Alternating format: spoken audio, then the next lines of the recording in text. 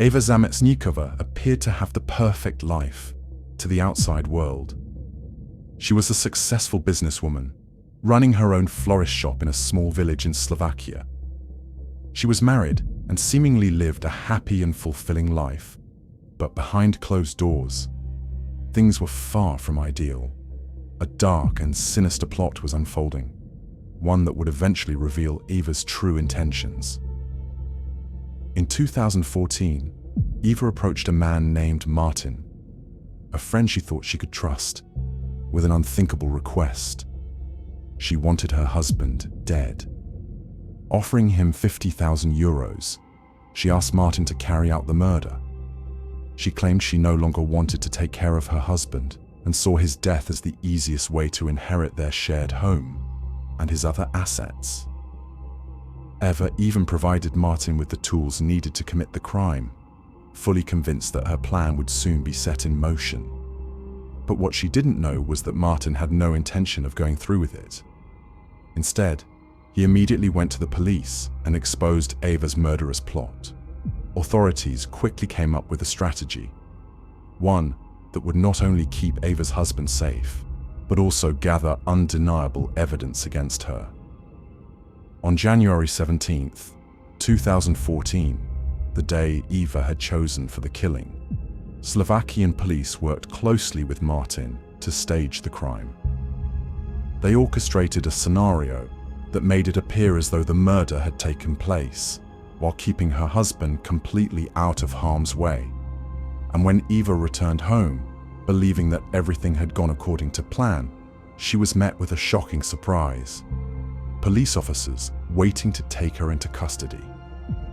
She was arrested on the spot, and her case was soon brought before the courts.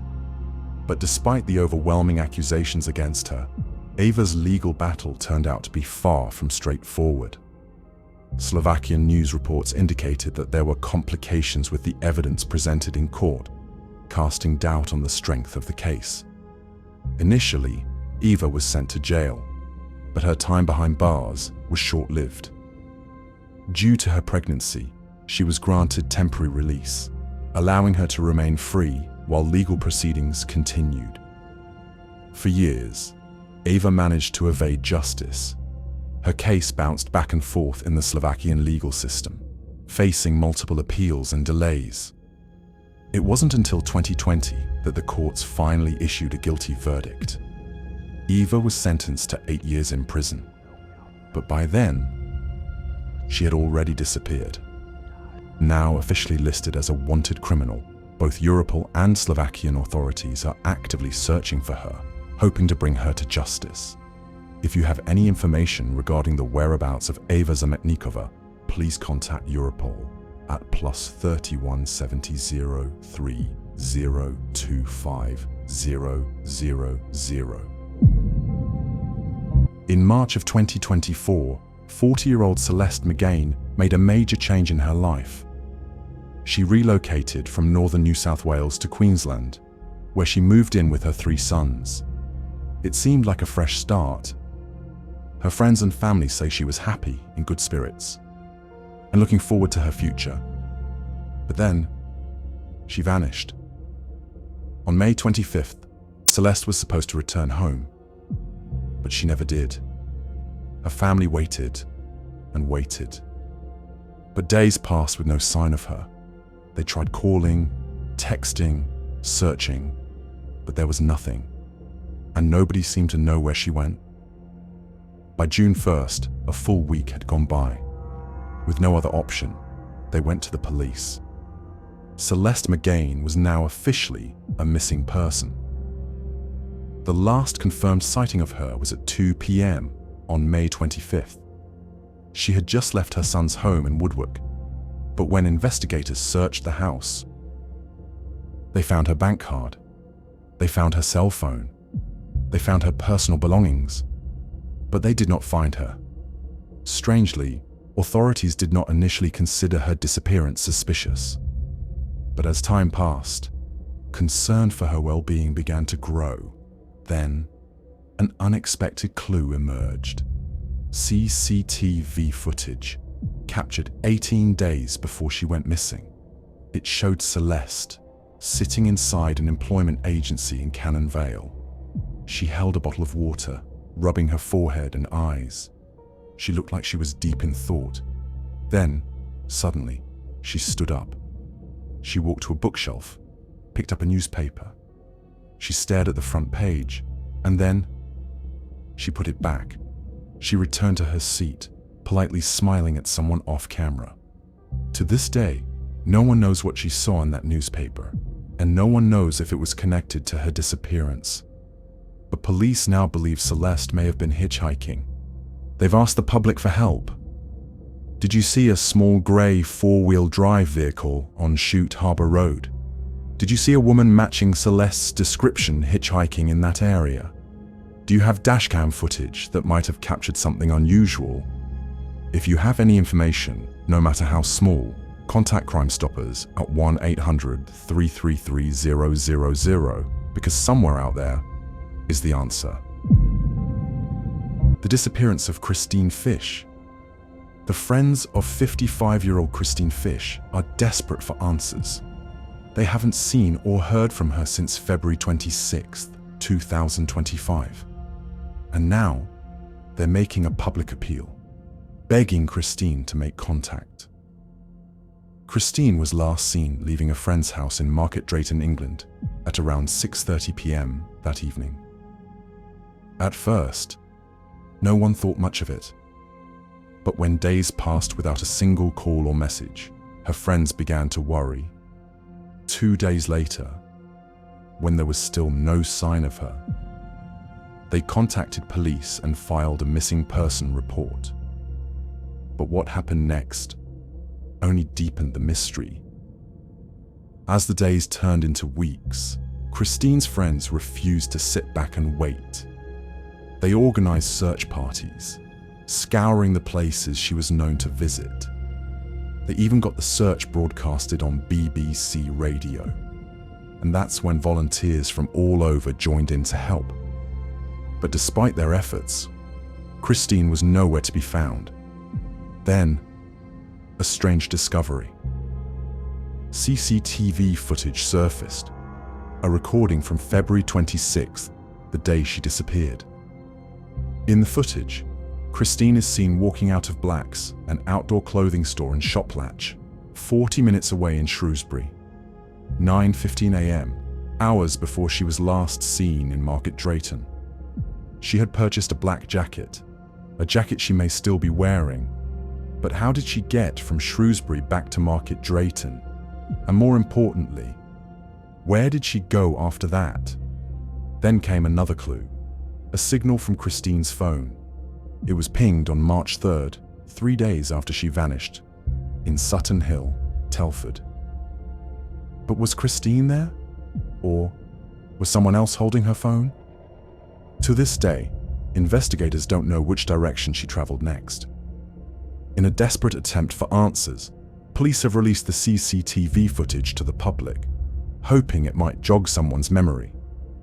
They're urging anyone who may have seen Christine or noticed anything unusual to come forward. People in the area have been asked to check their security cameras, their dash cams, anything that might offer clues. And on social media, Christine's photo is spreading fast.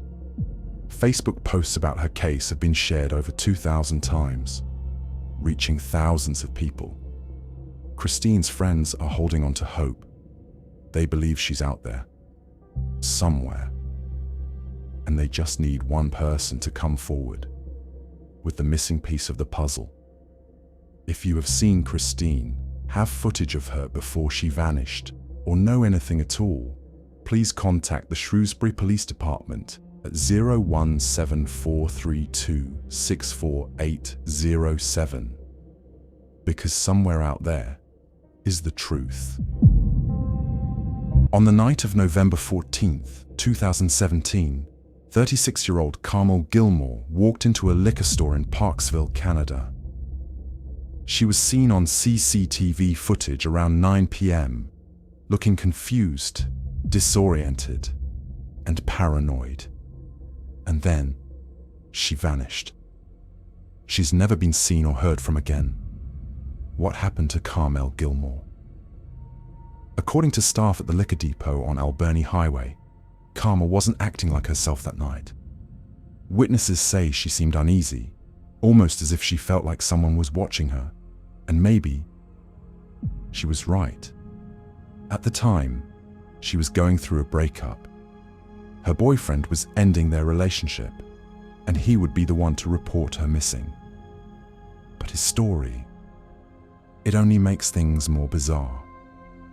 Her boyfriend later told investigators that after she left the store, she asked him to drive with her to a place called Little Mountain. He agreed.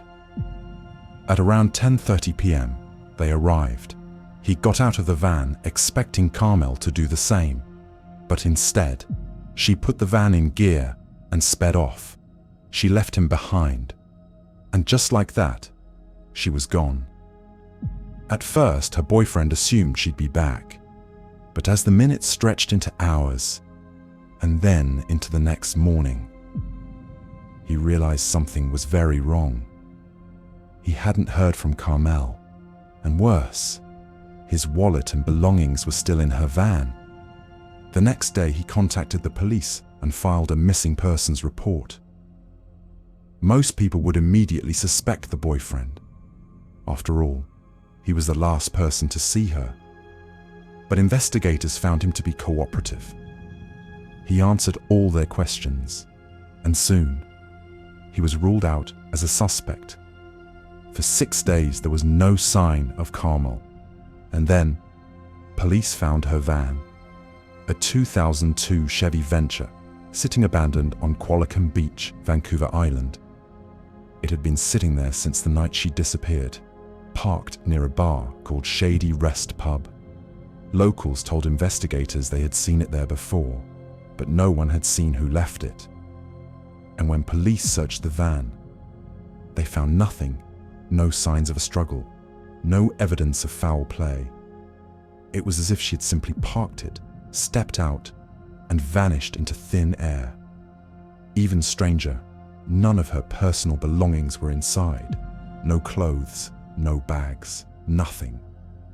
Yet, there were clues that suggested she had been living in the van for quite some time. So, where did her things go? And more importantly, where did Carmel go? Carmel's mother, Barbara Gilmour, has never stopped searching for her daughter. She believes Carmel met with foul play, that someone took advantage of her vulnerability. Carmel had been homeless for a while, and Barbara fears this may have made her an easy target. But investigators disagree. They believe that either Carmel disappeared by choice, or that she may have suffered an accident of some kind. Barbara isn't convinced. In December 2023, she shared her story on the podcast True North True Crime, hoping to bring fresh attention to her daughter's case. And maybe, just maybe, someone out there knows the truth. It's been over 6 years since Carmel vanished. If she's still alive, she would be 41 years old today. She is described as 5 feet 6 inches tall, hazel eyes, short brown hair, weighing around 150 pounds at the time of her disappearance. If you have any information about what happened to Carmel Gilmour, please contact the Oceanside RCMP at 250-248-6111 and quote file number 20171-0474. Maybe someone, somewhere, remembers something, and maybe it's time for Carmel to finally come home. On June 21st, 34-year-old Alyssa Ann Rivera was found dead inside an abandoned home on Metcalf Road in Austin. Police received a chilling 911 call at 4:06 p.m. Someone had discovered what they believed to be a deceased body. When officers arrived at the scene, their worst fears were confirmed. Alyssa, a young Hispanic woman, had been murdered, strangled, and her killer, nowhere to be found. During the investigation, authorities uncovered security footage showing Alyssa walking with an unidentified man before her death. Who was he? And more importantly, was he responsible for what happened next? Detectives strongly believe he may be, but so far, he is yet to be found. At first, police thought Alyssa's murder was an isolated crime, a random act of violence. But that theory shattered on August 7th. That's when forensic analysts made a chilling discovery. DNA evidence from Alyssa's crime scene matched another unsolved homicide, one that had taken place 5 years earlier.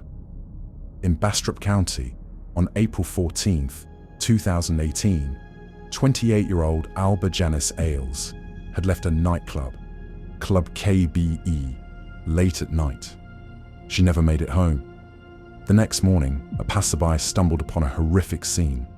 Alba was still inside her silver sedan, lifeless, murdered. Her case had gone cold until now. Both crime scenes shared eerily similar details, same method, same type of victim. But police found no link between Alyssa and Alba. They were two strangers, connected only by their tragic fate. When investigators ran the killer's DNA through CODIS, the national database that holds criminal records, there was nothing. No matches, no name, no face. And that's terrifying, because according to experts, it's incredibly rare for someone capable of committing such brutal crimes to have never been caught for anything before. Which raises an unsettling question.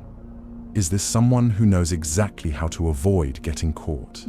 And if so, could he strike again? As of now, both the murders of Alyssa Ann Rivera and Alba Janice Ailes remain unsolved. But one thing is certain, somewhere out there, a dangerous predator is still walking free. It's been almost 2 months since 43-year-old Stuart Craven vanished without a trace. His family is desperate, clinging to hope, but fearing the worst. Stuart was last seen on January 19th, 2025, in Worcester City Centre. Since then, nothing. No calls, no sightings, no answers. CCTV footage places him outside the Worcester Foregate Street railway station around 11:30 a.m. on the day he disappeared. That's the last confirmed moment we have of him. Investigators believe he may have boarded a train, but there's no proof. No other footage has surfaced. No one has come forward to confirm where he might have gone. Theories swirl, but the truth remains out of reach. Meanwhile, his family is living a nightmare. In a recent interview, they described each day as torture, not knowing if Stuart is safe or in danger. Their appeals have flooded Facebook, X, and other social media, but still, nothing substantial has come in. Then came a possible lead. A Facebook user commented on a missing person post, claiming he may have seen Stuart near a Tesco supermarket on February 3rd, more than 2 weeks after he vanished. The sighting was reported between 1 p.m. and 1:30 p.m. But was it really him, or just someone who looked like him? The uncertainty is crushing. That post has now been shared over 500 times, with people urged to keep spreading the word. Because someone must know something. Somewhere, a piece of the puzzle is missing.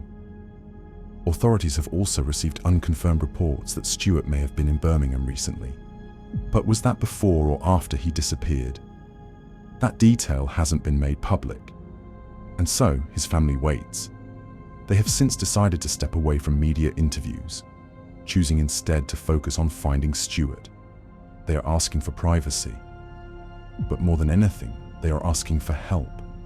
Stuart Craven is 5 feet 9 inches tall, with short, light brown hair.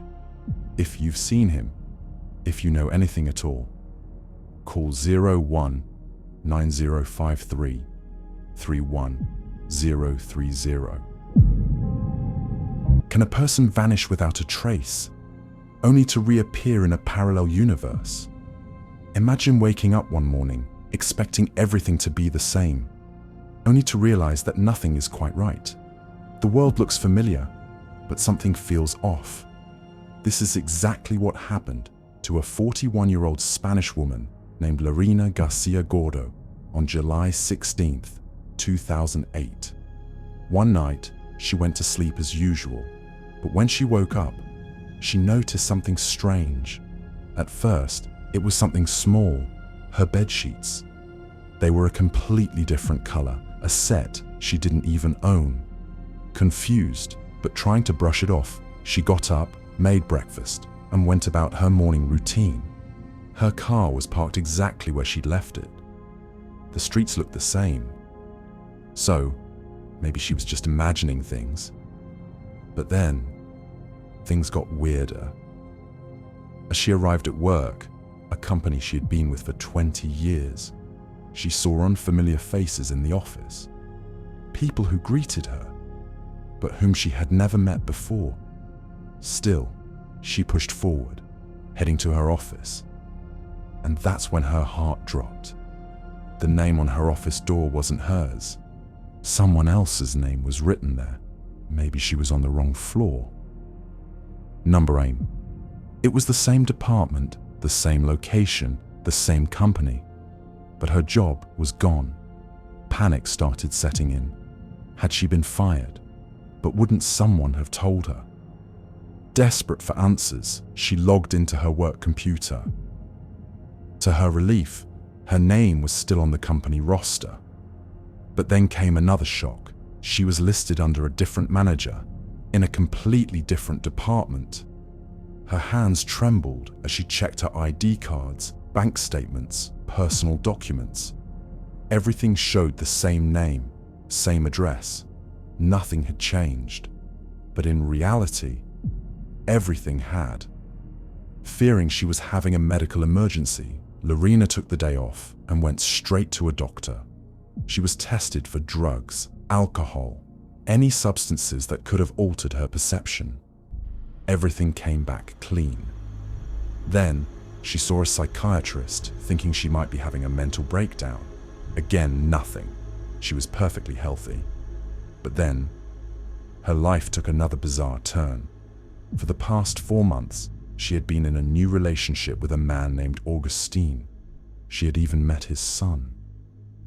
Now, shaken and exhausted, she called Augustine's number, and a stranger answered. They had never heard of Augustine.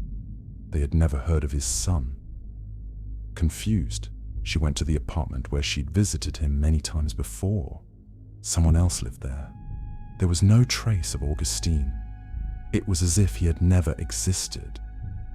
Feeling trapped in a world that wasn't hers, Lerina tried to reconnect with another piece of her past. Her ex-boyfriend. She had broken up with him 6 months ago. But when she saw him again, he acted as if they had never separated. Their relationship had never ended. According to everyone else, they were still together. Lerina's family also started noticing something was off. She asked about her younger sister's shoulder surgery, something she vividly remembered. But her family looked at her, confused. Her sister had never had surgery. Day by day, more small differences kept appearing. Clothes she didn't recognize in her closet. Emails she saw she had written, gone. Blog posts she'd made, vanished. Yet news articles and world events remained exactly the same. Months passed. No answers. No explanations. Finally, out of desperation, Lerina posted her story online, pleading with anyone. Had this happened to anyone else? Was it a glitch in reality? A shift between parallel universes? Or was it all a deeply disturbing hallucination? To this day, no one knows for sure. Lerina García Gordo disappeared from the internet after making that post, and she has never given an update since. So, what do you think? Did she wake up in a parallel world, or was it something else entirely? Let me know your thoughts in the comments. It was the day after Christmas, 2006. 19-year-old Kelly Gaskins and her 23-year-old boyfriend, Irvin Williams, packed up and left town. Their destination? Brownsville, Texas. At the time, it seemed like just another road trip. But in reality, it was the beginning of a mystery, one that remains unsolved to this day. Kelly grew up in Craven, in Beaufort County, North Carolina. During high school, she formed a close friendship with Virginia Wood. But after graduation, life took them in different directions. That is, until 2006. At some point, Kelly and Virginia reconnected. But what's unclear is whether Virginia was with Kelly and Irvin when they first left for Texas. Then, on January 15th, 2007, Kelly made a phone call to her mother. She said she and Irvin had crossed into Matamoros, Mexico. They had both found work at a hotel, but they didn't like the area. That was the last time Kelly's family would ever hear her voice. 2 months later, Virginia reportedly met up with the couple somewhere in Texas. But this is where things take a bizarre turn. Kelly and Virginia began telling different stories. Virginia told her mother she was in Texas. Kelly insisted they were in Mexico. Then, on March 10th, 2007, Virginia made a phone call to a friend. She said she and Kelly were heading toward Cancun. That was the last known contact. From that moment on, Kelly, Virginia, and Irvin vanished without a trace. Months passed before missing persons reports were officially filed with the Beaufort County Sheriff's Office. But there was a problem. Authorities refused to accept Kelly's case. Why? Because of an alleged probation violation. They labeled her a fugitive, not a missing person. For years, that decision stalled the investigation. Now, over a decade later, there are still more questions than answers. One of the biggest? Why are there no records of Virginia's or Irvin's vehicles crossing the border? Phone records confirm Kelly and Irvin were in Brownsville, Texas. They were also at the Matamoros border. But after that, nothing. Both Kelly and Irvin remain wanted by the state. But at the same time, law enforcement fears for their safety. They are also classified as missing persons. 3 people, gone. No leads, no explanations. But someone, somewhere, knows the truth. If you have any information about the disappearance of Kelly Gaskins, Irvin Williams, or Virginia Wood, contact the North Carolina Bureau of Investigation at 252-756-4755, because even the smallest tip could change everything. The brutal and unsolved murder of Alan Wood. In 2009, 50-year-old Alan Wood was living a quiet, content life in Lound, Lincolnshire, England. He owned a small gardening business and lived in a cozy bungalow, the Manor House. Alan was a reserved, kind, and hard-working man. He took great pride in his work.